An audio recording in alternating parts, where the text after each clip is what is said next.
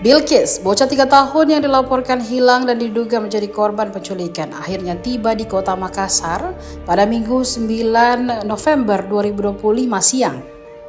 Pantauan tribuntimur.com pada pukul 14.15 WITA, rombongan pengamanan tiba di Mapolrestabes Makassar. Bilqis dibawa menggunakan mobil Mitsubishi Expander kepolisian setelah penerbangan dari Jambi dan transit di Surabaya. Orang tua Bilqis langsung menyambut kedatangan putrinya. Tangis pecah saat balita itu diturunkan dari kendaraan operasional.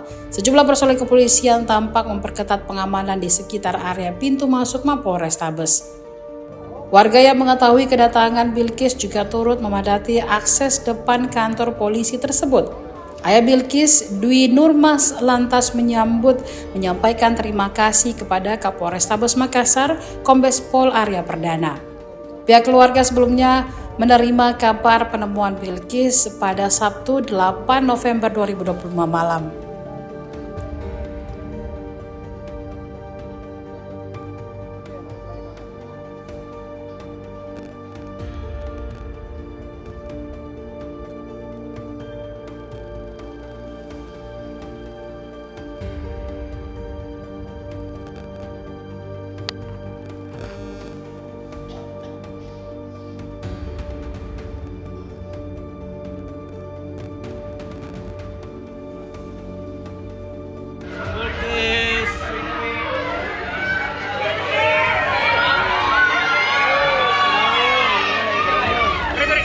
Kasih jalan.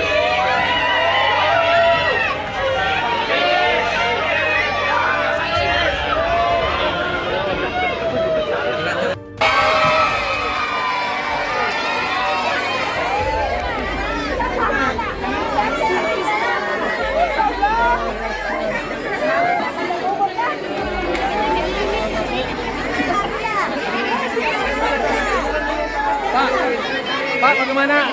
Bapak, ayahnya Bilqis. Bagaimana perasaan Pak? Ayah Bilqis, perasaan tak?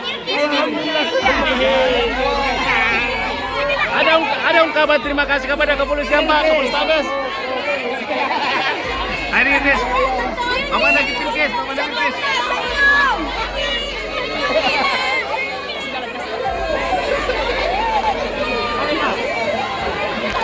Download Tribun X sekarang, menghadirkan lokal menjadi Indonesia.